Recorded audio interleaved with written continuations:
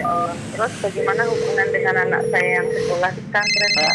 Ini mau nanya. Kewajiban kita di dalam menyikapi Terima kasih, dalil Bapak. Al-Quran Assalamualaikum dan warahmatullahi Sunnah wabarakatuh. tentang sifat. Assalamualaikum warahmatullahi wabarakatuh. Alhamdulillah wassalatu wassalamu ala Rasulillah wa ala alihi wa sahbihi wa mawalah amma ba'd. Para pemirsa Fatwa TV dan pendengar radio, apa kabar semuanya? Dan semoga para pemirsa selalu dalam keadaan baik, selalu dalam lindungan Allah Subhanahu wa taala. Alhamdulillah. Puji syukur atas kehadirat Allah Subhanahu wa taala pada kesempatan yang berbahagia ini. Kembali kita berjumpa dalam acara kesayangan kita live interaktif Fatwa TV, keimanan, doa dan zikir bersama guru kita Ustadz Dr. Muhammad Nur Ihsan hafizahullahu taala, yang beliau ini merupakan salah satu anggota dari Dewan Fatwa Perhimpunan Al-Irsyad. Kemudian salam dan salam semoga selalu tercurahkan kepada suri tauladan kita Rasul tercinta Nabi Muhammad sallallahu alaihi wasallam, juga kepada keluarga beliau, para sahabat dan orang-orang yang mengikuti beliau dengan baik hingga hari kiamat. Dan alhamdulillah pemirsa, pemateri kita pada kesempatan kali ini, guru kita sudah hadir bersama kita di studio. Kita sapa beliau terlebih dahulu. Assalamualaikum warahmatullahi wabarakatuh. Waalaikumsalam warahmatullahi wabarakatuh. Ahlan wa Gimana sahlan. kabar Ustaz? Alhamdulillah sehat walafiat. Semoga antum dan juga para pemirsa, para pendengar, di mana saja berada dalam keadaan sehat walafiat dalam lindungan Allah Subhanahu wa taala. Jazakumullah khairan Ustaz, sudah bisa hadir bersama kami di studio Ustaz ya. Barakallahu fikum. Naam. Alhamdulillah sudah kita sapa Ustaz, dan alhamdulillah beliau dalam keadaan baik dan mendoakan kita semua tadi ya barusan. Dan kita juga menginformasikan bahwasanya live interaktif kita pada kesempatan yang berbahagia ini juga disiarkan oleh beberapa stasiun radio, ada di antaranya stasiun radio Binbas Yogyakarta, Radio Sahabat Tegal, Radio MDFM Probolinggo, kemudian Radio Hang FM Batam, Radio Sago FM Sumatera Barat, Radio Gema FM Bandung, Radio Tuah FM, kemudian Radio Mas FM Seragen. Kami ucapkan jazakumullah khairan atas partisipasinya dalam menyiarkan live interaktif kita pada kesempatan kali ini. Kami juga mengajak para pemirsa untuk bertanya langsung kepada Ustadz dengan menghubungi nomor 0331 544 6087, 0331 544 6087 dengan tema keimanan, doa dan zikir. Dan seperti biasa, sebelum kita memasuki tanya jawab, kita minta kepada Ustadz untuk menyampaikan nasihat pembuka Ustadz. Naam. Bismillahirrahmanirrahim. Assalamualaikum warahmatullahi wabarakatuh. Alhamdulillah wassalatu wassalamu ala Rasulillah wa ala alihi wa sahbihi wa man walah, wa la haula wa la quwwata illa billah. Ikhwatal iman, kaum muslimin dan muslimat, para pemirsa dan juga para pendengar, rahimakumullah jami'an. Semoga kita senantiasa dalam lindungan Allah Subhanahu wa taala. Ikhwatal iman, para pemirsa rahimakumullah. Allah Subhanahu wa taala menjelaskan di dalam Al-Qur'an jalan orang-orang yang selamat, yaitu orang-orang yang menggabungkan antara ilmu dan amalan. Adapun orang-orang yang hanya mengutamakan ilmu tanpa diamalkan, mereka termasuk ke dalam orang-orang dimurkai oleh Allah Subhanahu wa taala. Begitu juga orang-orang yang hanya memiliki semangat untuk beramal tanpa ilmu, maka mereka termasuk ke dalam golongan orang-orang yang sesat.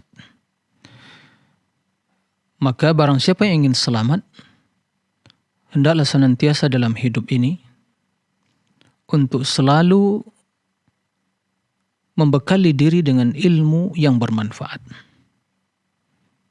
Kemudian hendaklah ilmu tersebut berusaha untuk diamalkan, sehingga ilmu yang membuahkan amal yang soleh, kemudian amal yang soleh berlandaskan ilmu. Itulah jalannya para anbiya, jalannya orang-orang para syuhada, para salihin dan siddiqin. Allah Subhanahu wa taala berfirman, "Ihdinas siratal mustaqim, siratal ladzina an'amta 'alaihim, ghairil maghdubi 'alaihim waladdallin." Ya Allah, tunjukkanlah kami kepada jalan yang lurus. Jalan orang-orang yang Engkau karuniakan nikmat kepada mereka, bukan jalan orang-orang yang dimurkai dan bukan pula jalan orang-orang yang sesat.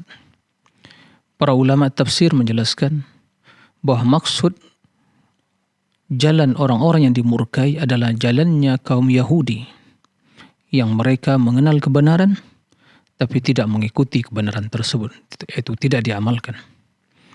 Adapun jalan orang-orang yang sesat adalah jalan kaum Nasara, mereka yang beramal, melakukan ibadah yang dikenal dengan istilah rahbaniyah, tapi hal itu semua adalah rekayasa dan buatan mereka sendiri. Wa rahbaniyatan ibtada'uha ma katabna 'alaihim illa ibtigha'a ridwanillah. Rahbaniyah itu semangat beribadah, konsentrasi ibadah, akan tapi hal itu hanya hasil rekayasa dan buatan mereka sendiri, tidak diwajibkan oleh Allah.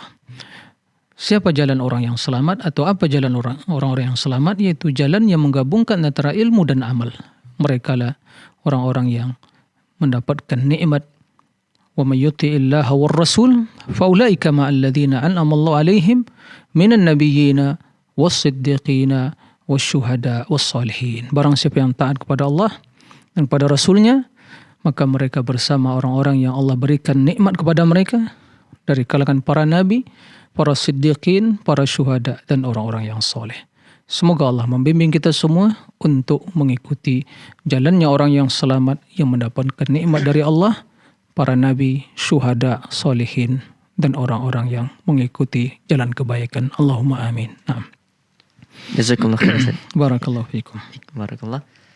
Ya, demikianlah para pemirsa nasihat pembuka dari Ustadz pada kesempatan kali ini. Semoga apa yang beliau sampaikan bermanfaat untuk kita semua, dan kembali kami mengajak para pemirsa untuk bertanya secara langsung pada Ustadz dengan menghubungi nomor 0331 5446087 para pemirsa dimanapun Anda berada, dan pendengar radio, kami mengajak Anda untuk berpartisipasi secara langsung pada kesempatan kali ini dengan menghubungi nomor 0331 5446087.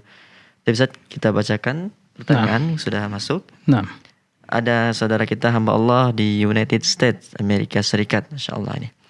Assalamualaikum warahmatullahi wabarakatuh, Ustaz. Beberapa waktu ini saya mudah menangis, Ustaz. Saya pernah menangis 2 kali ketika salat berjamaah saat dibacakan ayat-ayat tentang bulan Ramadan dan siksa neraka.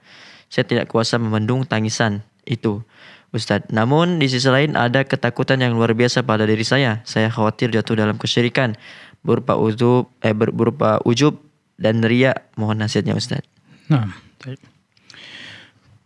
Terima kasih kepada hamba Allah, saudara kita di United States, ya, di Amerika Serikat, Masya Allah, Subhanallah ya. Di berbagai media kemudahan dari Allah Subhanahu wa ta'ala bisa berkomunikasi dan bisa bertanya ke Masya Allah lewat media yang begitu dimudahkan oleh Allah. Tayyib. Jadi pertanyaan saudara kita dari Amerika adalah dia menangis dalam tatkala mendengar ayat-ayat tentang bulan Ramadan, kemudian juga siksa neraka, dan itu dalam kondisi sholat. Ya. Artinya apakah kondisi yang seperti itu akan mungkin mempengaruhi sholatnya, dan bagaimana kondisi seperti itu, apakah bisa terjerumus ke dalam ujub atau riya. Saudara yang bertanya dari Amerika Serikat, sekedar seorang menangis dan meneteskan air mata di dalam sholat ataupun di luar sholat, yang menjadi pertanyaan di dalam sholat, itu tidaklah membatalkan sholat. tidak mempengaruhi solatnya. Bahkan bila yang demikian itu disebabkan oleh kekhusyukan dia di dalam mentadabur, di dalam merenungi dan menghayati, dan begitulah yang seharusnya dilakukan oleh setiap muslim yang solat, ya. Dia mentadabur, menghayati, merenungi ayat demi ayat yang dibaca, terutama yang berbicara tentang masalah surga atau neraka. Maka setiap jiwa yang bersemi di hatinya kecintaan, rasa takut kepada Allah, maka hatinya akan bergetar. Ya. Maka muncul kekhusyukan tadi. Maka hal ini tidak ada masalah. Itu suatu nikmat yang harus dijaga. Tapi hendaknya kita waspada dari propaganda iblis dan syaitan yang mungkin seorang bisa berpura-pura, ya. Dan di situ syaitan masuk membisikkan, "Loh, lihat di sampingmu, ya, ada orang yang melihat tangisanmu, gitu ya, kekhusyukanmu. Maka tambahlah kekhusyukan tersebut, tambahlah tangisan tersebut." Nah, ini yang harus kita jaga. Nah, kewaspadaan itu harus kita miliki. Tapi jangan sampai kewaspadaan tersebut menyebabkan kita tidak berbuat kebajikan. Suatu yang muncul tanpa dibuat-buat. Tapi itu adalah merupakan ekspresi dari tangisan hati yang diungkapkan dalam tetesan air mata.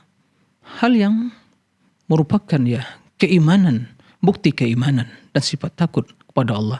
Rasul tatkala dibacakan oleh para sahabatnya ayat-ayat Al-Quran, bagaimana Rasul nanti apabila datang pada hari kiamat dan engkau akan datang menjadi saksi terhadap mereka, maka Rasul menangis. Kata dia kepada Ibnu Mas'ud, hasbuk.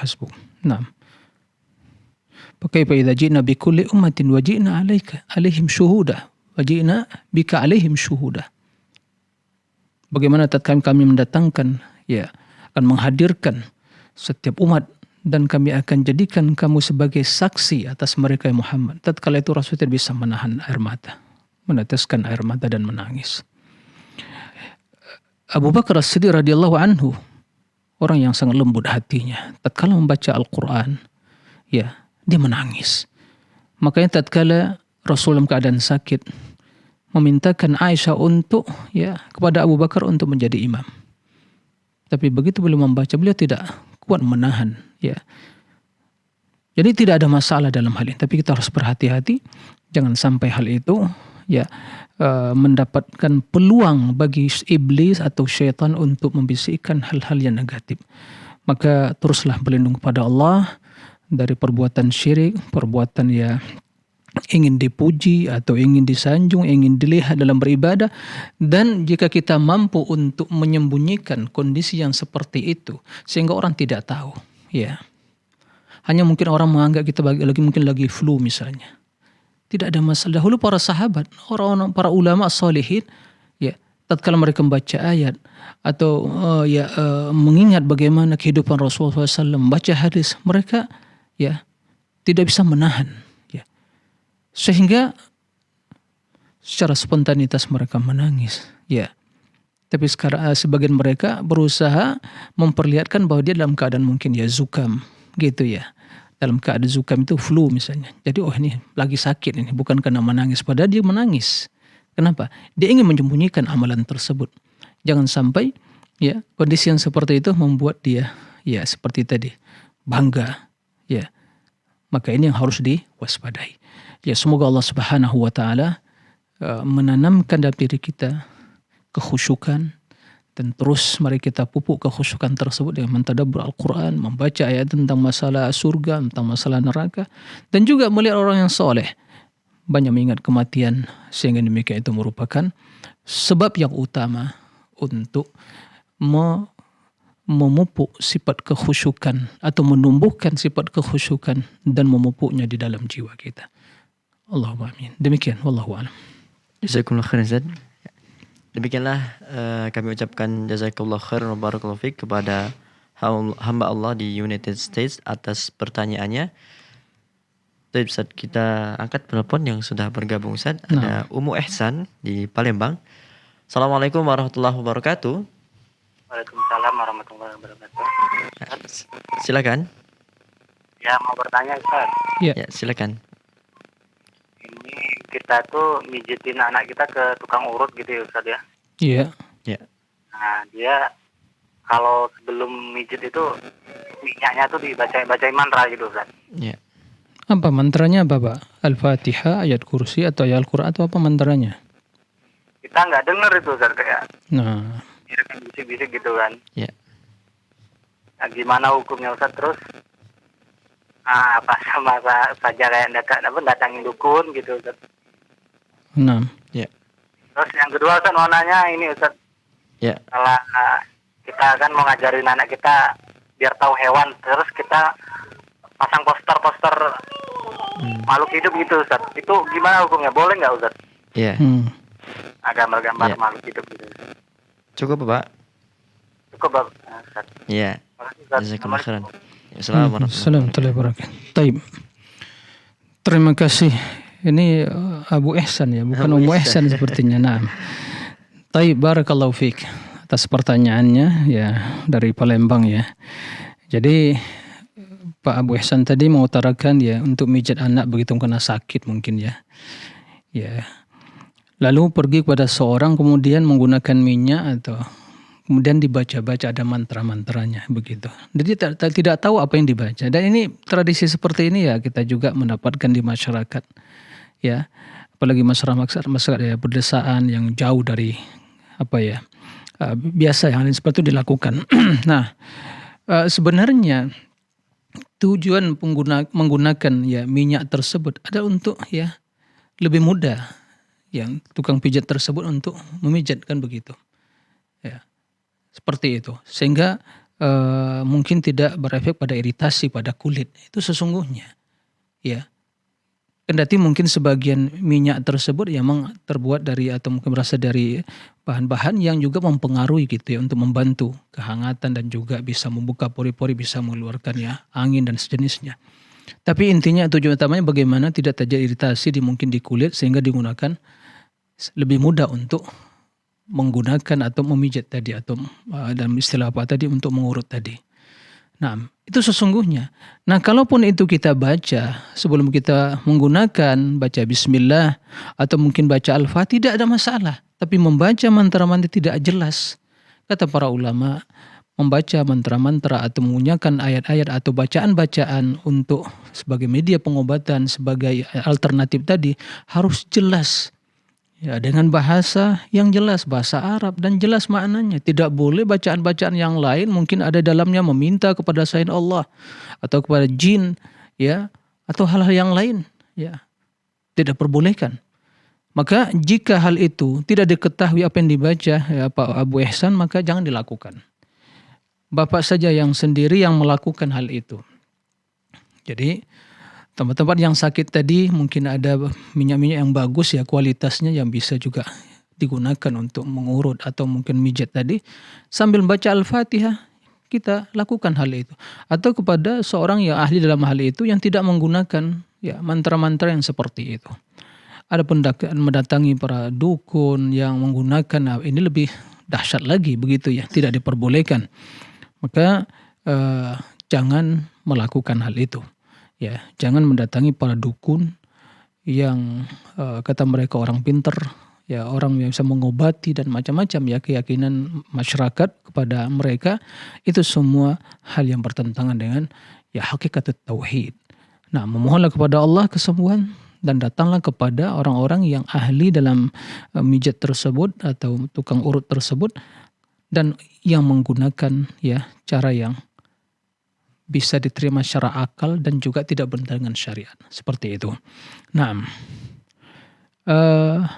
kemudian untuk mengajarkan kepada anak-anak mungkin memperkenalkan kepada mereka hewan dan binatang yang sejenisnya yang ada di lingkungan kita atau mungkin untuk memperkenalkan mereka kepada makhluk hidup yang lainnya. Apakah boleh memasang poster-poster yang makhluk hidup di rumah? Kita kan tidak diperbolehkan. Ya. Karena poster-poster atau gambar-gambar makhluk hidup tersebut itu kan dawatul arwah ya dalam istilah makhluk hidup itu tidak diperbolehkan ya tidak boleh kita menggantungkan tidak boleh seorang juga memprofesi untuk menggambar melukis ya makhluk hidup Nah, dalam hal ini kalau seandainya itu ada, tidak perlu dipajang di rumah. Mungkin tertutup, ya. Mungkin khusus tertutup. Nanti begitu kita memperkenalkan kepada anak bisa dibuka gambar-gambar tersebut. Kemudian ditutup lagi. Ya, sebagai media pembelajaran tidak ada masalah.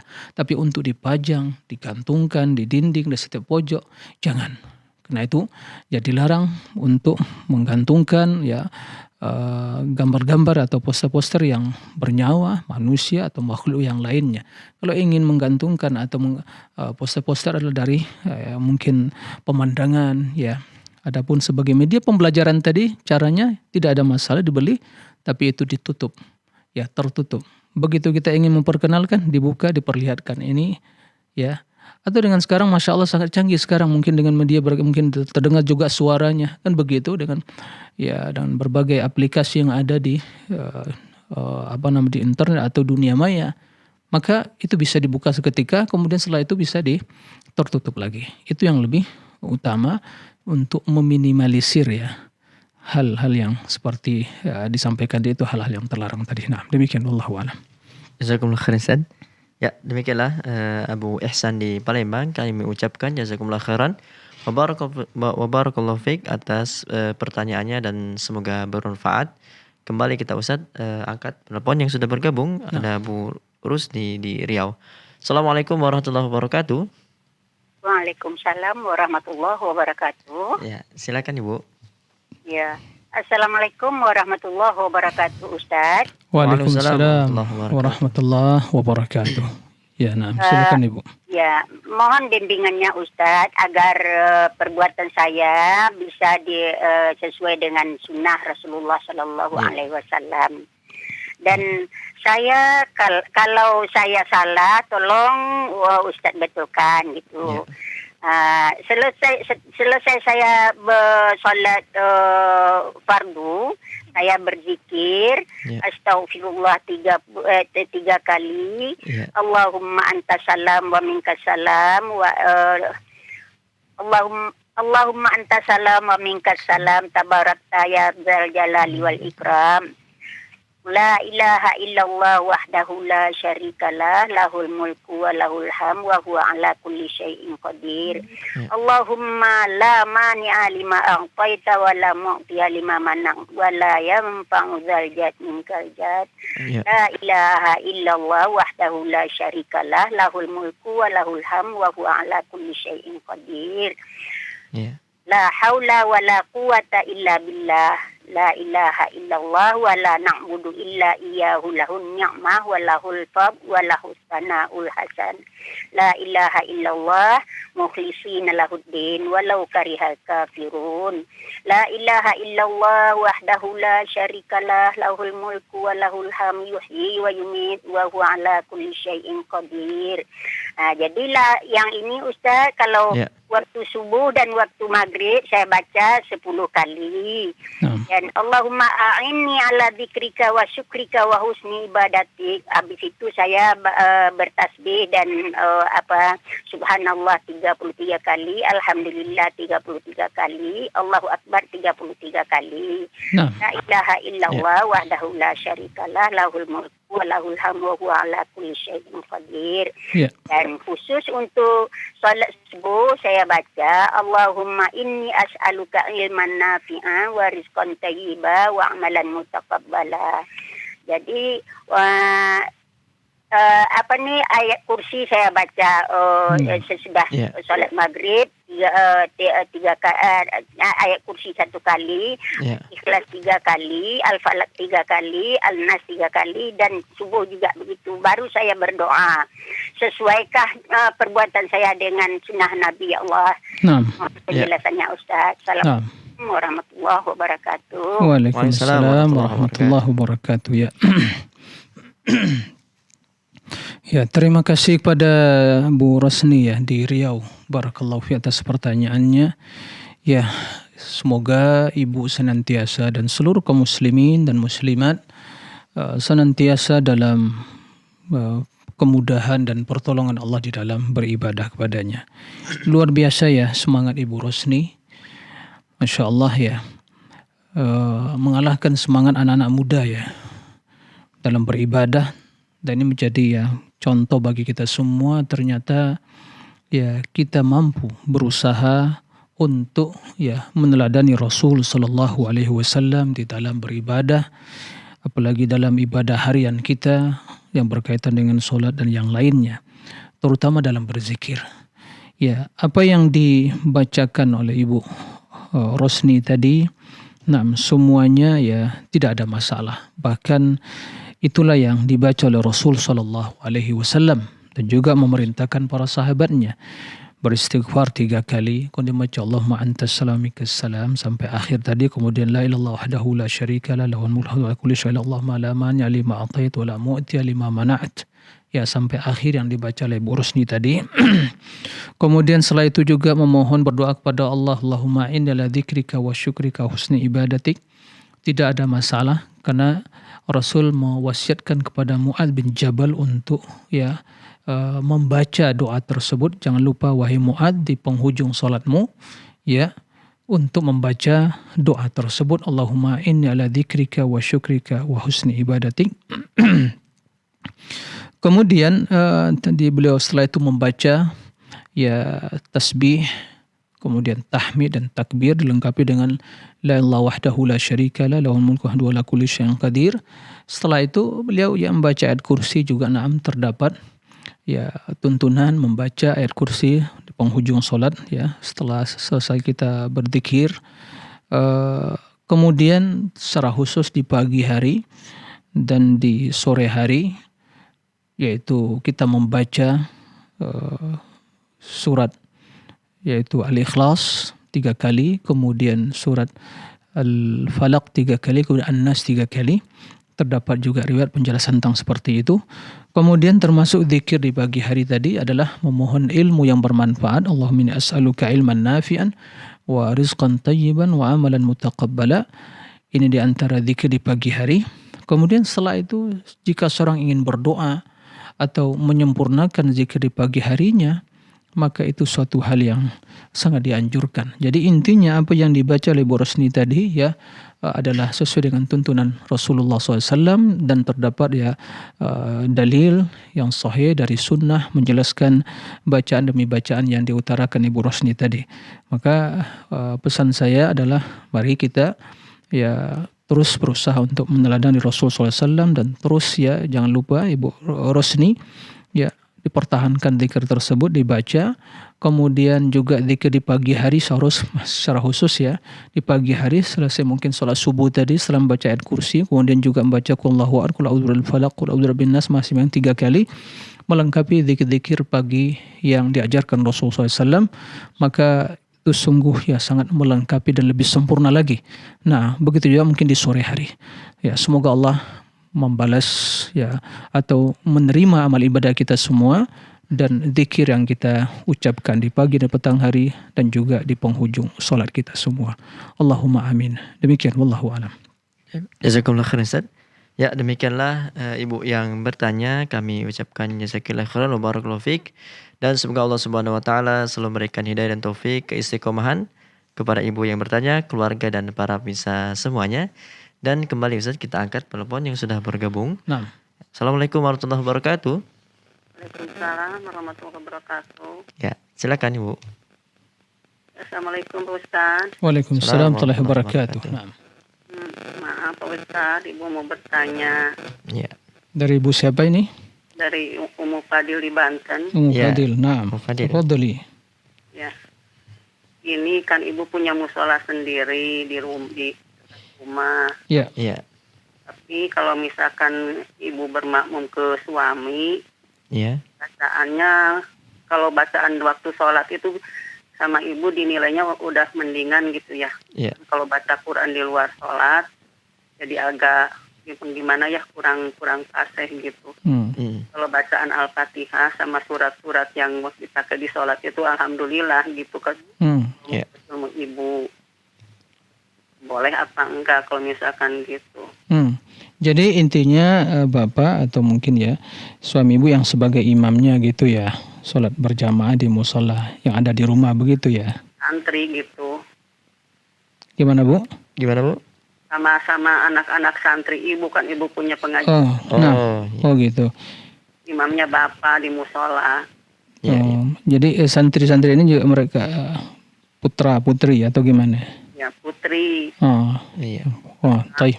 Santrinya putri aja, nggak ada laki-laki. Nah. Jadi musola, dan kemudian di dekat masjid, di masjid rumah ibu itu ada musola, itu ada masjid. Ada dekat, cuman kan ibu mengikuti sunnah. Iya. Jadi kalau bersatu sama mereka, kadang-kadang mereka nggak mau ke masjid, soalnya karena ada bapak sama ibu misalkan, mereka tuh nggak mau ke masjid, soalnya kan ibu jadi mengikuti sunnah, katanya tuh ibu itu jadi bertentangan. Iya. Ibu bikin musola sendiri. Nah. Taib. Ya. Satu lagi boleh nggak Pak Ustaz? Oke, nah. Ya. Silakan Ibu. Yang satu lagi. Silakan. Kemarin waktu hari raya Idul Fitri ya, ada praktek baru. Biasanya nggak gitu. Iya. Kemarin waktu sholat Idul Fitri, ibu-ibunya pas mau khutbah itu dibubarin. Katanya kalau ibu-ibu itu nggak perlu dengerin khutbah, katanya gitu. Nah. Iya. Iya. Cukup Ibu. Kan sama itunya, sama ustadznya yang biasa pengajian di sini. Iya. Kalau ibu-ibu itu nggak perlu ikut dengerin khutbah katanya, makanya ibu-ibunya bubar, tapi bapak-bapaknya mah tetap dilanjutin khutbah sampai. Iya. Oke, iya. Cukup Ibu. Iya, makasih. Iya. Taib. Ya. Terima kasih kepada Ummu Fadil di Banten ya. Barakallahu fi atas pertanyaan. Ada 2 pertanyaan. Jadi beliau memiliki musola, juga memiliki santriwati yang mungkin belajar ya sama beliau, mungkin ya tahfidz atau yang sejenisnya. Kemudian waktu sholat, jadi suami Ibu Ummu Fadil yang menjadi imam gitu. Nah, ya insyaallah secara bacaan sholat dah bagus ya, untuk Al-Fatihah begitu disampaikan. Kendati mungkin baca Al-Quran secara umum masih mungkin perlu diperbaiki, ditingkatkan lagi. Menjadi permasalahan bagaimana hukumnya, kan begitu. Pertama, jika di sekitar ibu tersebut ya, di rumah ada masjid di situ ya, kaum muslimin sholat, kendati mungkin ya tata cara sebagian sholatnya kurang sempurna begitu, maka tentunya seorang lelaki atau harus mendatangi masjid berjamaah bersama kaum muslimin. Ya, berjamaah bersama kaum muslimin. Selama sholat mereka itu sah, maka sholat makmum sah. Artinya imamnya sah sholatnya, maka makmumnya sah sholatnya. Karena menghadiri berjamaah itu adalah hal yang diwajibkan. Kita mendengar sholat atau azan untuk sholat berjamaah, maka kita wajib mendatangi. Nah, dalam kondisi seperti itu mungkin ya santri-santri atau anak-anak yang belajar, ibu tadi, kalau mereka ingin sholat berjamaah karena mereka juga semuanya perempuan semuanya, maka tidak ada masalah ibu yang langsung menjadi imam gitu ya, ingin mereka sholat berjamaah tadi. Seperti itu. Adapun yang mungkin terjadi perbedaan karena mungkin sebagian atau saudara kita belum mengenal sunnah Nabi, sehingga mungkin sholat dan ibadah masih mungkin sesuai dengan tradisi turun-temurun dari para leluhur atau mungkin sebelumnya, makanya tugas kita secara perlahan-lahan untuk memberikan pemahaman yang baik. Mudah-mudahan dengan cara seperti itu kita bergaul, berinteraksi dengan masyarakat, dengan sekitar mereka, mudah-mudahan bisa mendapatkan hidayah. Seperti itu. Nah, maka yang lebih utama dalam hal ini ya, bapak adalah datang ke masjid bersolat kaum muslimin, adapun ibu mungkin solat di musola tersebut bersama anak-anak ya didikan ibu. Nah, seperti itu. Kemudian yang kedua, waktu solat Idul Fitri ya, ada mungkin ya para ibu-ibu dibubarkan. Kenapa? Dengan alasan mereka tidak perlu mengikuti khutbah. Nah, mengikuti mendengarkan khutbah tidak wajib. Karena Nabi SAW tatkala ya berkhutbah ya, beliau memberikan pilihan, barang siapa yang ingin duduk mendengar silakan, barang siapa yang ingin pergi tidak ada masalah.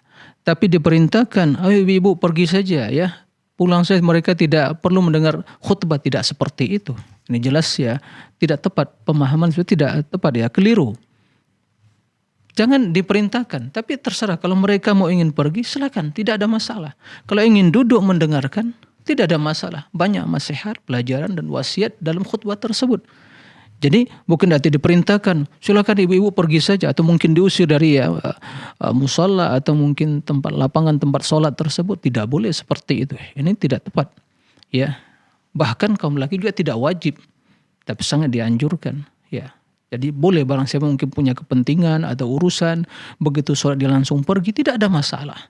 Tapi kalau dia ingin duduk mendengar wasiat, khutbah, ya Masya Allah banyak hukum-hukum agama yang perlu didengar, maka itu akan lebih baik.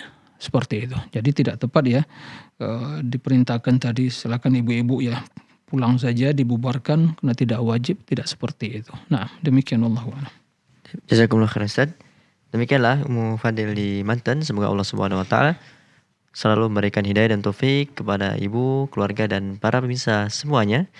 Kembali Ustaz, kita angkat penelpon yang sudah bergabung. Ada Ummu Abdurrahman di Palangkaraya. Assalamualaikum warahmatullahi wabarakatuh. Nah, Assalamualaikum. Ya, Waalaikumsalam waalaikumsalam warahmatullahi warahmatullahi wabarakatuh. Silakan. Afwan Ustadz mau bertanya. ya. Saya kemarin itu akhir Ramadan. Waktu itu kami itikafnya di RUP itu di bagian di atasnya Safa Marwa. Waktu kami itikaf sudah beberapa hari, beberapa malam kami di situ. Kemudian ada seorang ustadz itu mengatakan kalau bagian Safa dan Marwa itu di atas Safa dan Marwa itu bukan termasuk Masjidil Haram. Ya. Apakah benar seperti itu? Kemudian yang saya tanyakan, pertanyaan kedua, kalau bukan termasuk Masjidil Haram, kami kan itikafnya di RUP gitu ya. Ya. Karena saking penuhnya, itu penuh banget kan, manusia sangat penuh banget dan saya bawa anak-anak itu nggak memungkinkan untuk masuk di dalam. Ya. Kami terpaksa harus di atas.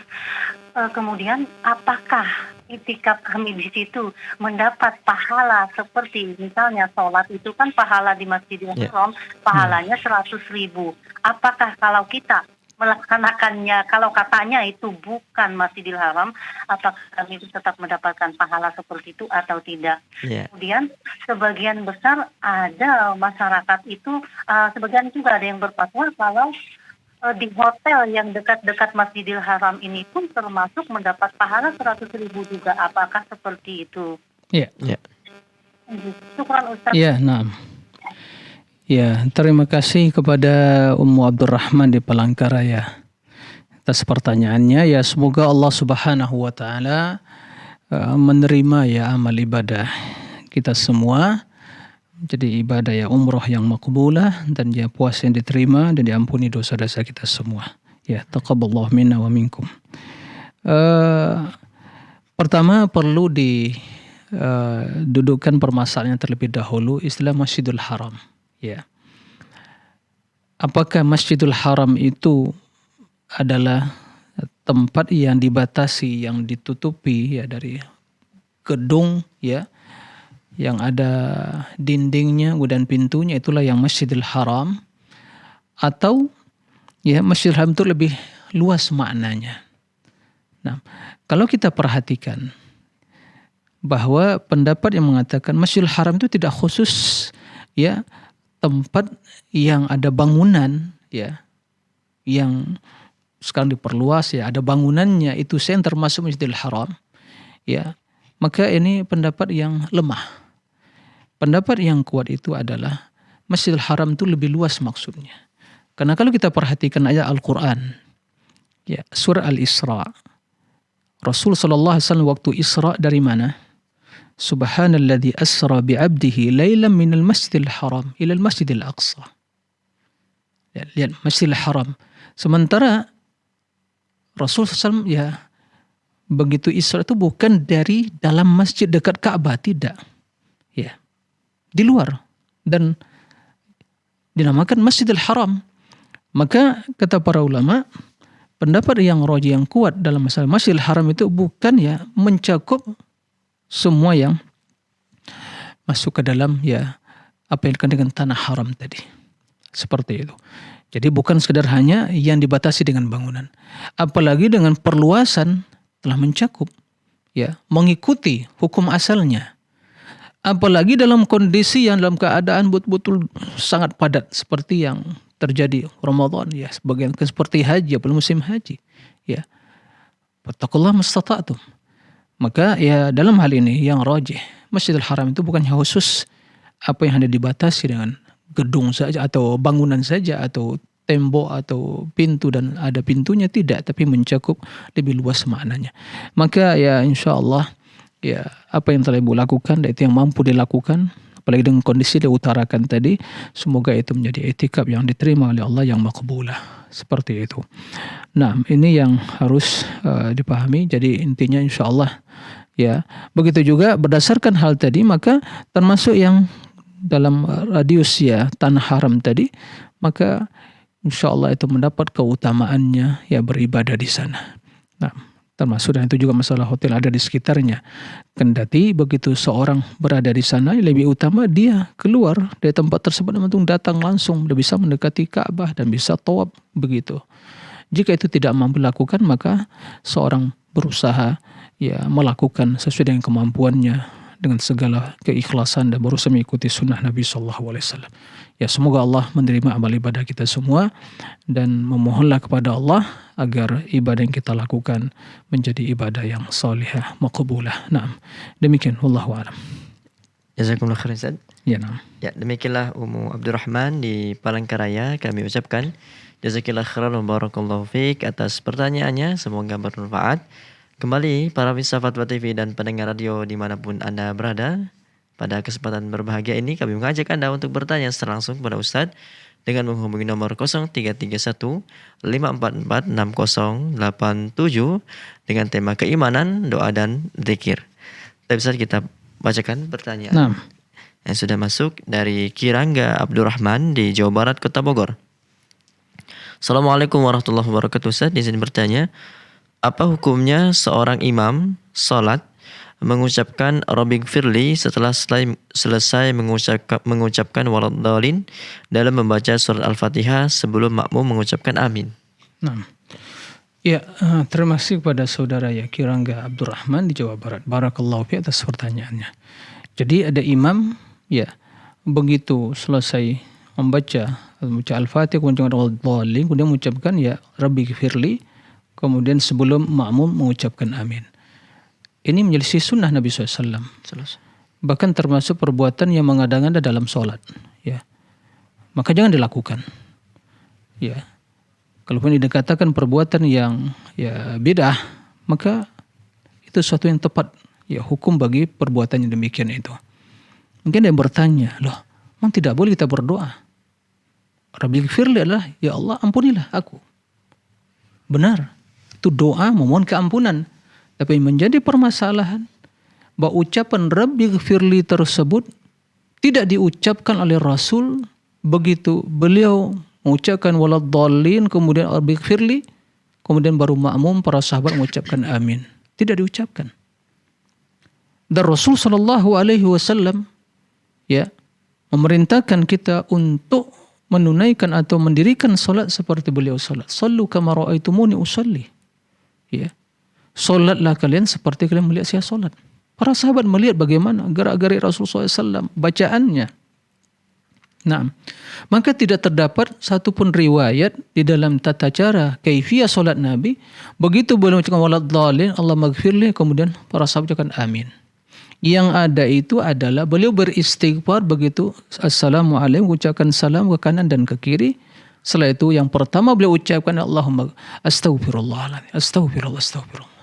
Kemudian begitu juga di waktu berdiri tersebut bukan tempat untuk berdoa dalam artian ya membaca selain dari Al-Quran tadi. Rabbighfirli itu doa. Maka itu kata Nabi SAW, kapan kita berdoa tadi? Di waktu sujud. Wa fis sujud fa'aktsiru minad du'a. Itu tempatnya. Maka jika dia membaca di waktu sujud Allah maghfirli, maka itu tepat. Karena itu berdoa.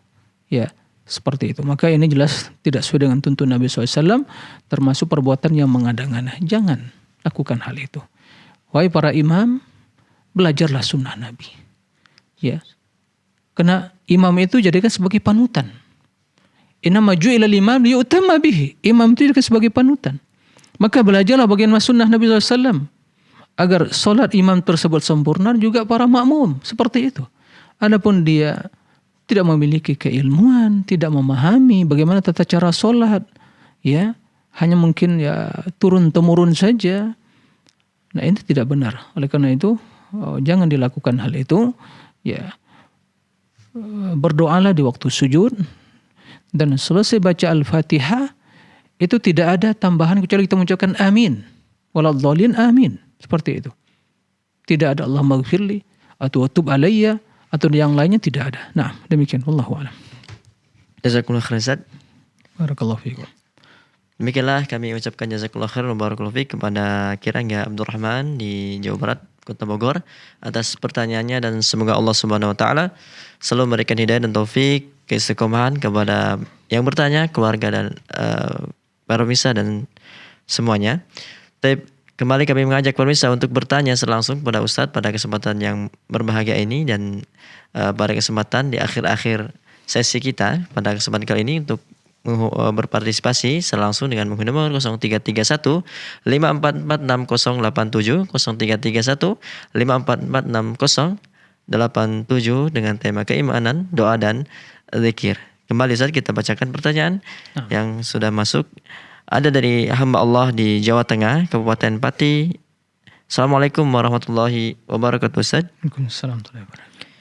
Saya ingin menanyakan mana yang lebih bermanfaat, menghafal Al-Quran atau sekedar khatam saja?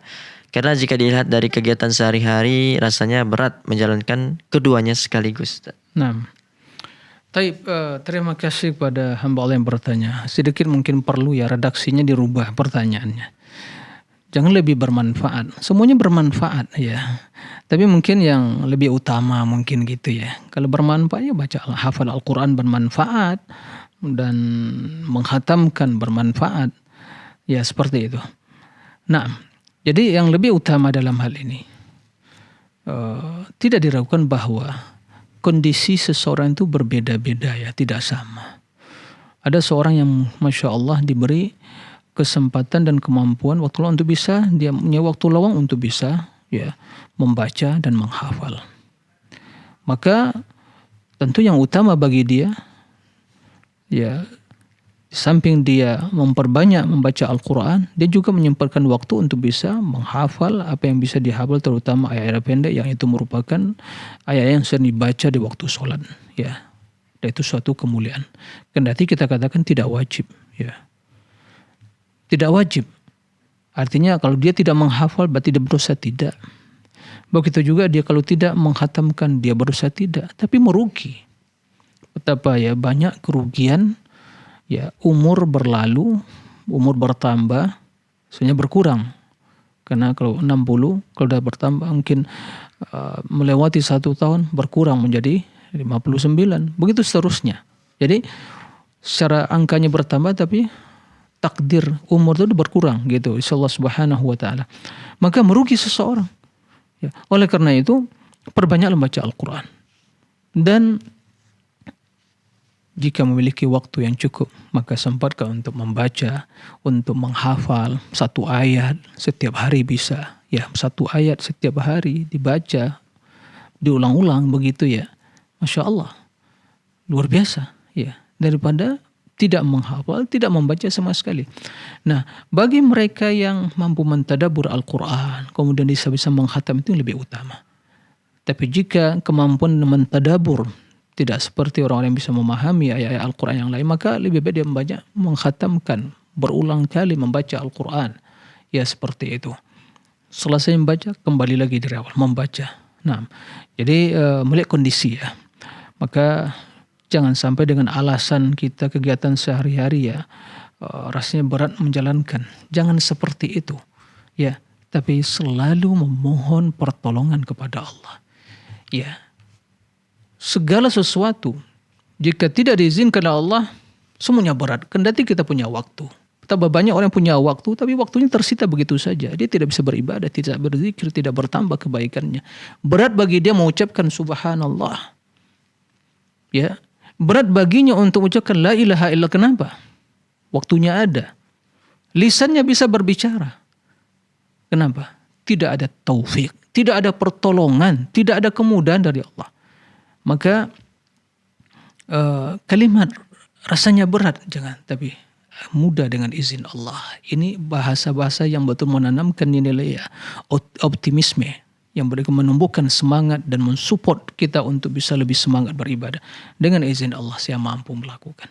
Itu masih banyak waktu kita yang tersita, ya. Terbuang waktu begitu saja. Maka kaum muslimin, para pemirsa, muslimat, ya para pendengar mana saja berada, teruslah beribadah, baca Al-Quran, sempatkan juga membaca atau menghafal 1 ayat 2 ayat setiap hari. Insya Allah yang demikian itu sangat besar pengaruhnya dalam mewarnai perilaku kita, sikap kita, menuntun kita ke jalan kebaikan. Disertai dengan juga semangat untuk mentadabur, menghatami ayat, menghatamkan ayat Al-Quran, Al-Quran yang menjadi pedoman hidup kita, buku atau kitab petunjuk yang dalamnya seluruh kebaikan. Nah, demikian, wallahu a'lam. Jazakumullah khairan Ustaz. Ya, demikianlah jawaban dari Ustaz, semoga bermanfaat. Kembali Ustaz, kita angkat penelpon yang sudah bergabung. Ada Bu Melani di Sulawesi Barat. Assalamualaikum warahmatullahi wabarakatuh. Waalaikumsalam warahmatullahi wabarakatuh. Ya, silakan Ibu. Saya mau bertanya. Ya. Doa supaya dimudahkan di dalam menghadapi sakaratul maut. Ya. Cukup Ibu? Ya. Ya. Jazakumullah khair. Ya. Baik, terima kasih kepada Ibu Mailani di Sulawesi Barat. Barakallahu fiik. Untuk mendapatkan kemudahan di dalam menghadapi sakaratul maut, inna lil mauti lasakarat, bahwa kematian itu betul-betul sakarat. Sakarat itu hal yang betul, kondisi yang sangat susah, berat, sulit, yang sakarat. Begitu kondisi yang sangat genting sekali. Karena di waktu sakarat kematian, manusia tidak lagi memiliki daya dan upaya. Tidak ada yang bisa menyelamatkan dia kecuali dengan pertolongan Allah Subhanahu wa taala. Maka dalam hal ini ada 2 yang dilakukan. Pertama adalah berusaha dan berdoa. Apa usaha yang harus kita lakukan? Perbaiki hubungan kita kepada Allah di waktu kita dalam keadaan sehat, dalam keadaan masih dalam keadaan waktu lapang, waktu lowong, sehat. Perbaiki hubungan kita kepada Allah. Karena balasan itu sesuai dengan perbuatan kita. Oleh karena itu kata Rasulullah SAW, ta'arab ilallahi fil rakha ya'rifka fil syiddah. Kenallah kepada Allah di waktu senang, di waktu sehat, di waktu memiliki harta dan kesenangan. Maka Allah akan kenal kepadamu di waktu sulit. Waktu yang paling berat, yang paling sulit yang kita hadapi dalam hidup adalah waktu sakaratul maut. Maka seorang istiqamah di atas agama Allah, bertauhid, kebiasaan amal saleh, baca Al-Quran, berzikir, maka itu yang akan menjadi penutup dari kehidupannya. Seperti itu. Jadi tergantung kebiasaan kita. Maka ibu yang bertanya, selain doa yang sudah disampaikan nanti, maka teruslah istiqamah di atas agama Allah. Kemudian di antara mungkin doa yang kita ucapkan adalah Allahumma hawwin alayya sakaratul maut wa najji minan nar. Allahumma mungkin berdoa kita tidak bisa dengan bahasa Arab, dengan bahasa Indonesia. Ya Allah, teguhkan, Allahu tsabbit bil qawli tsabit fil hayatid dunya wa fil akhirah. Allahumma khtim li bil khair. Allahumma rzuqna husnal khitam. Allahumma ij'al akhir kalamina dunya la ilaha illallah. Ya Allah, jadikan akhir ucapanku di dunia la ilaha illallah. Mudahkan urusanku. Mudahkan as-sakaratul maut bagiku. Seperti itu. Dan doa keistiqamaan, husnul khatimah, dan itu yang harus dilakukan. Jadi kalau secara khusus mohon kemudahan kepada Allah Subhanahu wa ta'ala. Allahumma hawwin alaina sakaratul maut. Demikian, wallahu a'lam. Ustaz, tersisa sekitar 5 menit lagi Ustaz. Kita angkat satu penelpon lagi Ustaz. Sudah bergabung. Ada Ibu hamba Allah di Lampung. Assalamualaikum warahmatullahi wabarakatuh. Waalaikumsalam warahmatullahi wabarakatuh. Ya, silakan Ibu. Assalamualaikum warahmatullahi wabarakatuh, Ustaz. Waalaikumsalam warahmatullahi wabarakatuh. Ini saya mau tanya Ustaz, mau minta dibacakan Rasulullah SAW ketika sholat malam, bacaan iftitah. Ya, Gimana Ibu? Yang ada jannat hak gitu, jannat hak, surga hak gitu. ya. Jelas. Oh, yang panjang itu ya, Bu ya. Nah, Yang minta dibacain Ustaz. taib. Oh iya. Oke, Bu. Jadi sepertinya juga apa ya, pada kesempatan kali ini apa namanya itu, saya belum bisa menghadirkan secara sempurna begitu ya. Ya, tapi ada satu zikir yang mungkin juga dibaca Nabi sallallahu alaihi wasallam, yaitu Allahumma fatiras samawati wal alimul ghaibi wa Allahumma rabb Jibril, Allahumma rabb Jibril wa Mikail wa Israfil, fatiras samawati wal ard, alimul ghaibi wasyhadah, anta tahkumu baina ibadika fima kanu fi yakhtalifun, ihdini lima ikhtalafa fihi minal haqqi bi'idnik, innaka tahdi man tasha ila siratal mustaqim. Dan tadi benar wal jannata haqqun wa nar haqqun itu ya, untuk sekarang ini saya tidak bisa menghadirkan sampai kemudian ya agak apa ya, ragu susunan kalimatnya. Nah, seperti itu. Tapi ya untuk sementara mungkin malam ini kalau Ibu ya ingin qiyamul lail ganti dengan zikir yang pertama dulu tadi. Insyaallah pekan depan mungkin kita sampaikan secara sempurna dan urutannya, yaitu adapun zikir yang dibacakan tadi adalah Allahumma rabb Jibril, Allahumma rabb Jibril wa Mikail wa Israfil, فاطر السماوات والأرض عالم الغيب والشهادة أنت تحكم بين عبادك فيما كانوا فيه يختلفون اهدني لما اختلف فيه من الحق بإذنك إنك تهدي من تشاء إلى صراط مستقيم. Itu diantara. Jadi ada satu lagi yang tadi sampaikan Ibu tadi ya, kita bersaksi wa jannata haqqun wa nar haqqun wa sa'atu haqqun, dan ya tapi susunannya kurang saya bisa menghadirkan pada kesempatan kali ini. Mudah-mudahan nanti kita rujuk kembali bagaimana teks redaksinya yang lebih pas sekali. Nah, mohon maaf ya. Nah, demikian wallahu a'lam. Tapi Ustaz, tadi adalah pertanyaan kita pada kesempatan kali ini Ustaz. Alhamdulillah. Jazakumullah atas waktu dan ilmunya Ustaz. Barakallahu fiikum. Semoga di lain kesempatan kembali kita bisa berjumpa Ustaz. Barakallahu fiikum. Ya, demikianlah para pemirsa Fatwa TV dan pendengar radio dimanapun Anda berada. Tadi adalah pertanyaan kita terakhir pada perjumpaan kali ini. Kami ucapkan mohon maaf kepada penelpon yang tidak sempat kami angkat atau kepada pertanyaan yang tidak sempat kami bacakan. Tapi Anda terus dapat menyaksikan live interaktif Fatwa TV dari Senin hingga Jumat, dan Anda dapat mengetahui rangkaian acara Fatwa TV dengan mengunjungi website kami di www.fatwatv.id atau mengupdate ya. Tanya jawab bisa melalui www.dewanfatwa.com/tanya jawab, dan semoga apa yang Ustaz sampaikan pada kesempatan kali ini bermanfaat untuk kita semua. Kita akhiri perjumpaan kita dengan doa kafaratul majlis. Subhanakallah wa bihamdika asyhadu an la ilaha illa anta astaghfiruka wa atubu ilaik. Wassallallahu ala sayyidina Muhammad.